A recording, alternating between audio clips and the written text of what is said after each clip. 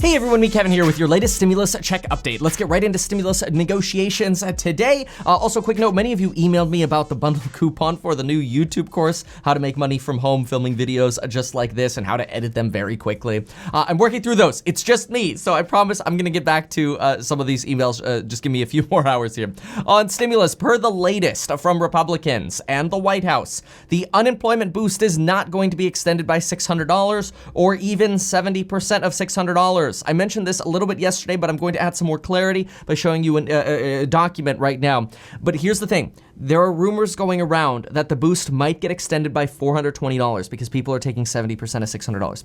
This is false. This is wrong. This is not what Republicans are looking for. Yes, it is possible that Democrats could negotiate it up to that. But right now, Republicans are looking at somewhere between $125 to $200 as a boost, which is very, very low and definitely makes me concerned as a landlord because Lauren, by the way, posted a new video. Lauren and I have tenants who are furloughed, okay? The boost was really helpful. Anybody who needed help, we helped them get the boost and they were able to continue paying their rent.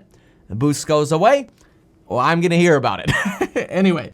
Okay, so here's the document that I'm referring to. This is kind of a calculation on trying to figure out what wage replacement looks like. Somebody making an hourly wage, for example, of $25 an hour at 40 hours a week makes about $1,000. If they combine 45% payments from unemployment insurance with a $175 boost, that person gets about 62.5% wage replacement. You can see it's about $625 their total. That's with a $175 boost. What they're trying to prevent is people over here in this earnings range, this like $7.25 to $14 earnings range, from actually earning close to what they were actually making working full-time at their job. You can see here with a $175 boost, the person making $7.25 per hour actually makes more than they make working full-time. Same for almost the $8 per hour person. So this is kind of the math they're working on because I think right now there's so much talk that scaling the boost to what your income was is gonna be way too complicated, and instead they're just trying to figure out one simple number to use, like $175 or $200. That screws a lot of people. It screws a lot of tenants. It's gonna cause an eviction problem. It's gonna cause, in my opinion, an eviction crisis, especially since we're not expecting this bill to pass until August 7th now. And realistically, those on unemployment should expect to go at least a few weeks without the PUA. We're not sure if that means also self-employed people are going to have to wait if they're not gonna get their state pay and the boost, but we know for sure the boost is gone. Pretty much starting within the next 3 days. You might see your last payment in about 3 days, and then there might be a 2 to 3 to 4 week lull without any payments, depending on how slow this goes. And right now, it's looking very, very slow. Republicans are so disoriented that they will likely only unify right before July 31st is my expectation, which is next Friday. And it's also when the PUA payments officially expire, the $600 boost. Now, that would only give Democrats in the House a day to pass the Republican version of the bill. Since we know that House Democrats will make a counteroffer, we can pretty much guarantee that House Democrats will negotiate on this bill between August 1st and August 7th. That way Republicans can cheer, well, we posted it, or, we passed the bill before the July 31st deadline. Republicans are the ones who made it extend into, or Democrats are the ones who made it fall into August 1 to August 7th because they wanted to get their Democrat interest in it. When in reality, I think both sides are just trying to have a very real negotiation, but this is my expectation because negotiations are going so terribly right now and they're so disorganized amongst even Republicans. Don't expect anything unified really until next week from Republicans and then Democrats a week thereafter. More reports are now in that the whole $1 trillion bill idea is now starting to look like it's basically already being doubled. That is, it looks like we're going right back to the $2 trillion that Donald Trump was originally talking about somewhere around 2 months ago. But right now, let's be real, they can't figure anything out. The Republicans seem much more like a pickup group on Counter-Strike. One dude screams, "Let's all go A, let's all go A," and 90% of the team goes B. Look, there's either no leader at the moment or nobody cares about their leader's opinion. Mitch. All right. Mitch McConnell, by the way, called current proposals a smorgasbord. per The Hill. And at least we have Pat Toomey helping give us a little bit of a visual as to what's going on. He slammed the next rounds of stimulus checks, which are all but confirmed, right? We've got Democrats, we've got Trump, we've got Republicans on board, mostly on board. But Pat Toomey calls the next round of stimulus checks, quote, a money cannon.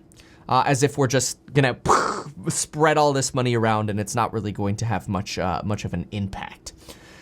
Though, fortunately, remember that we don't need all Republicans to vote for the next stimulus rounds of relief. So even if there are negative Republicans, and even if we hear quotes like, oh, this is just a money cannon, oh, we're just spending money frivolously, right now, the good news is there are 48 Democrats, and including 2 independents in the Senate, and 52 Republicans. You only need 51 people in total to pass this bill. That's a simple majority. So you could literally have 49 Ted Cruz's in Senate going, what the hell? Which is literally his quote in response to how much spending is happening. Or even 49 Rand Pauls saying that Republicans are basically reborn Democrats when it comes to debt. Well, that's okay. You can have a lot of those voices and still get this bill passed timely. And I think by timely now, we're all thinking August 7th is timely. Sad, given that it's been 4 months. Anyway, the payroll tax cut is probably the biggest part of the debate. This would allow working people paying taxes, and can't get paid in cash and expect to benefit from this, to save somewhere between 6 to 7 and a bit % on taxes. It depends if they're going to cut the Social Security portion and the Medicare portion. We'll see, we don't know. Somewhere around 6 to 7% in savings. I personally, and I've said this a few times before, worry that companies will just take that benefit and just not offer as much compensation to employees or give them raises less frequently because, well, they just got a raise from the government, which basically means companies get the benefit. Senate Finance Committee Chairman Charles Grassley, a Republican, actually reiterated that he said voters wouldn't even notice the payroll tax cut. It's too complicated. And he doesn't believe that these changes could even be made by the IRS by October, which basically defeats the whole purpose of having fast stimulus relief. Donald Trump put Mark Meadows and Treasury Secretary Mnuchin in charge of these negotiations. Yesterday, I gave you a cafeteria analogy, and it's very clear that both of them punted pitching the payroll tax cut at the Republican lunch yesterday. In fact, there was a new report out that Mark Meadows was apparently hanging out at the back of the room, which kind of makes me feel like he's the dude at the 9th grade dance who really has his eyes on a girl, but won't dare to even walk on the dance floor. Steve Mnuchin was very powerful in demanding the payroll tax cut in front of cameras, but when he went to the lunch, he didn't mention it once.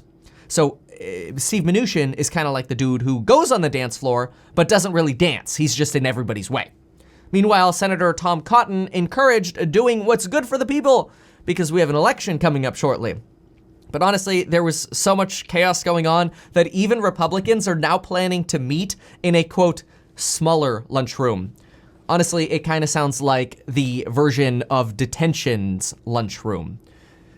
Anyway, in COVID news, searches for coronavirus symptoms and coronavirus testing on Google continue to trend downwards. Hopefully this is not creating false optimism in some of my latest stock picks, but we'll see. It's always easy to second guess your own decisions, and only time will tell. All in all, though, I'm long on Tesla, baby. They report today, so if they get spanked today, I'm loading up more, and you should too. Pfizer is also securing a $2 billion contract with the government to provide up to 100 million vaccines for free. That works out to about $20 per vaccine of cost for the government, but it would be free for us. Delta has also confirmed that they have over 100 people on their banned list for refusing to wear a mask. And case counts are up over $63,000, or it's not $63,000, over 63,000 again. We did fall below 60,000 yesterday. Although honestly, at this point, many people say the case counts don't matter because the real case counts are probably 10x what's actually being reported. Florida just opened some of its first federal testing facilities in South Florida. Let's see what that does for test counts over the next few weeks, or case counts. Anyway, there you have it. If you appreciate this information to help you save time and at the same time try to give you a little bit of advice to help you build your wealth, invest in real estate, invest in stocks, whatever you pick, just invest and get in the market, folks. Please consider subscribing, and we'll see you next time.